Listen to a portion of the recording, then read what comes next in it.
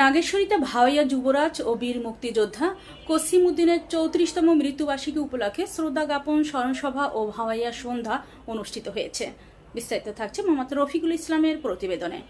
ভাওয়াইয়া academy নাগেশ্বরীর উদ্যোগে এই স্মরণসভা ও সাংস্কৃতিক অনুষ্ঠানের আয়োজন করা হয়। ভাওয়াইয়া একাডেমির প্রতিষ্ঠাতা সভাপতি শফিকুল ইসলামের পরিচালনায় অনুষ্ঠানে সভাপতিত্ব করেন একাডেমির সাধারণ সম্পাদক ও সঙ্গীত শিক্ষক আব্দুল জলিল সরকার। অনুষ্ঠানে প্রধান অতিথি ছিলেন উপজেলা পল্লী উন্নয়ন কর্মকর্তা গোলাম মোস্তফা।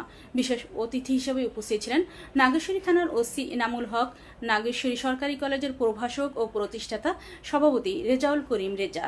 এছাড়া আরও উপস্থিত ছিলেন প্রেস ক্লাবের সভাপতি রফিকুল ইসলাম, উপজেলা প্রেস ক্লাবের সভাপতি শাহিন শহীদ, বিশিষ্ট সঙ্গীত শিল্পী কানাইলাল সরকার, ঢাকা সিটি ব্যাংকের প্রিন্সিপাল মোজাম্মেল হক পাপন, সুরের ভুবন সাংস্কৃতিক একাডেমির সভাপতি পূর্ণচন্দ্র কর্মকার, উপস্থাপক হাফিজুর রহমান সহ স্থানীয় গণ্যমান্য ব্যক্তিরা। আলোচনা সভা শেষে সঙ্গীত পরিবেশনের মধ্য দিয়ে অনুষ্ঠিত হয় ভাওয়াইয়া সন্ধ্যা।